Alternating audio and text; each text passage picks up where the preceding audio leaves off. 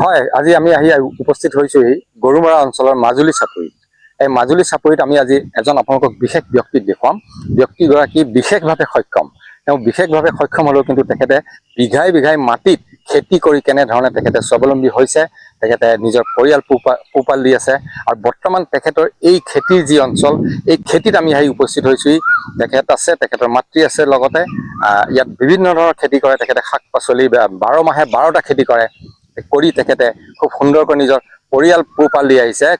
তেখেত যদিও বিশেষভাৱে সক্ষম, কিন্তু তেখেতে এনেধৰণে খেতি কৰি, শাক পাচলিৰ খেতি বা বিভিন্ন খেতি কৰি তেখেতে সুন্দৰকৈ নিজৰ জীৱন যাপন কৰি আহিছে। মোৰ সতীৰ্থ অকণমান দেখুৱাব ব্যক্তিজন। তেখেতৰ নাম মিণ্টু বৰা। তেখেতে এনেধৰণে ব্যস্ত হৈ আছে নিজৰ খেতিৰ কামত। তেখেতৰ যি খেতিৰ পাম আছে তাত আহি উপস্থিত হয়। তেখেতে নিজৰ কামত ব্যস্ত হৈ আছে। মোৰ সতীৰ্থ দেখুৱাব। আমি তেখেতৰ সৈতে কথা পাতিবলৈ চেষ্টা কৰিম। দাদা চাওঁ, 1 মিনিট, মই আপোনাৰ ওচৰলৈ আহিছোঁ আসাম টকছৰ পৰা। আপুনি ইয়াত বিঘাই বিঘাই এনেধৰণে শাক পাচলি খেতি কৰি আছে। কেতিয়াৰ পৰা কৰি আছে আপুনি খেতি? মই আজি 10 বছৰ মান 10 বছৰৰ পৰা কৰি আহিছে। আপোনাৰ এই খেতিত আপুনি আৰু বেলেগ কোনোবা মানুহ লগায় নেকি? এই কাম কৰিবলৈ হাজিৰা লাগিব। হয়, কাম কৰিবলৈ হাজিৰা লগায়। এতিয়া বৰ্তমান আপোনাৰ কি আছে? আমিতো দেখা পাইছো জিকা, ভোল আছে, আৰু কি আছে? জিকা আছে, ভোল আছে, হয়, আৰু দাংবডি আছে, হয়, জলকীয়া আছে, দাংবডি, জলকীয়া, তিয়ঁহ আছে। হয়। আপোনাৰ খেতিৰ এই যি উৎপাদন, এই শাক পাচলিখিনি আপোনাৰ কলৈ যায়? আপুনি ক'ত বিক্ৰী কৰে বা কেনেধৰণে বিক্ৰী কৰে? মই শাক পাচলি ইয়াতে বিক্ৰী কৰোঁ, আৰু বেপাৰী আনি যোৰহাটত বিক্ৰী কৰে। বেপাৰীয়ে যোৰহাটৰ পৰা আহি লৈ যায়। এতিয়া সদ্যহতে আপুনি কি বিক্ৰী কৰিছে? মই এতিয়া জিকা, তেল, জলকীয়া। হয়। সেয়া। আপুনি এই খেতি উৎপাদনৰ বাবে আপুনি কিবা সাৰ ব্যৱহাৰ কৰে নেকি? সাৰ ব্যৱহাৰ কৰোঁ। কি সাৰ কৰে? Urea, DAP। ইউৰিয়া দিয়ে। আৰু গোবৰ দিয়ে। হয়, কিন্তু বজাৰত এতিয়া সদ্যহতে এটা কথা খুব চৰ্চাত আছে যে শাক পাচলি বজাৰত খাবই নোৱাৰি, যিহেতু তাত ৰাসায়নিক সাৰ ব্যৱহাৰ কৰে বা কোনো ধৰণৰ কেমিকেল দিয়ে। তেনে ক্ষেত্ৰত আপুনি ৰাসায়নিক সাৰ কিমান পৰিমাণে ব্যৱহাৰ কৰে? মই খুব কম পৰিমাণে ব্যৱহাৰ কৰোঁ। হয়।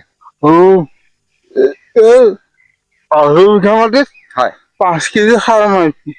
হয়, 2.5 বিঘা মাটিত 5 কেজি সাৰ। চব গোবৰত হৈ আছে। গোবৰত হৈ আছে। ঠিক আছে, তেখেতৰ মাতৃ আছে, আমি তেখেতৰ মাতৃৰ সৈতেও আমি কথা পাতিবলৈ চেষ্টা কৰিম। আপোনাৰ মাতৃৰ ওচৰলৈ আহিছোঁ। আপোনাৰ পুত্ৰ মিণ্টু বৰা। তেখেত বিশেষভাৱে সক্ষম, আমি দেখিছোৱেই বাৰু। এই অৱস্থাত তেখেতে কেনেকে কৰে? ইমান খেতি বাতিত বা কেনেকে তেখেতে ইমান কষ্ট কেনেকে কৰিব পাৰে? আঁঠু কাঢ়ি কৰে, বিৰাট কষ্ট কৰে। নিজেও লাগে নেকি? নিজেও লাগে, এইবোৰ কৰাবোৰ নিজেই কৰি থাকে। বেপাৰী হেতি এইবোৰ চব বেপাৰীয়ে হাজিৰা কৰে। আঁঠু কাঢ়ি কৰে? আঁঠু কাঢ়ি কৰে। আঁঠুকেইটা কেনেকুৱা দেখিছা নাই? ভৰি তলুৱা নিচিনা হৈ আছে। দেখিছো আমি। আপোনাৰ পুত্ৰ এজনে নেকি? নহয়, আৰু এজন আছে। সেইজনে বিয়া পাতিলো, ল'ৰা এটা হ'ল। তাৰ নাম জিন্তু। সি পকা মিস্ত্ৰী কৰে। তেওঁ বিয়া নাই পতা। কেতিয়াৰ পৰা কৰি আছে তেওঁ এনেকুৱা খেতি নিজে? আজি 10 বছৰ আগতে আমি এইডৰা মাটিত কৰিছিলো, এইবাৰ সিডৰা মাটিত কৰিছিলো। সেইডৰা মাটিত ব্যবচাৰ আকৌ লৈ ললে। আকৌ আমাৰ নিজৰ মাটি নহয়, লোকৰ মাটি। সকলো মাটি নিজৰ নহয়। প্ৰত্যেক বছৰে কৰে? প্ৰত্যেক বছৰে কৰে। কেনেকুৱা ধৰণৰ আপোনালোকৰ লাভৱান কেনেধৰণৰ হয়? লাভ আৰু কেনেকে হয় ধৰিবই নোৱাৰো। তাৰমানে ইয়াক কওঁ বোলো, তই হিচাপ পত্ৰ খিনি কৰি থ, বোলে হ'ব। আমি যিটো পইচা আপোনালোকে পাইকাৰী ৰেটতহে দিয়ে? বজাৰতো বহুত দাম। এতিয়াতো আপোনাৰ মূল্য বৃদ্ধি হৈছে। এতিয়া শাক পাচলি, জিকা, লাও, ভোলেই হওক, বহুত দাম। এতিয়া মূল্য সাংঘাতিক ধৰণৰ বৃদ্ধি হৈছে।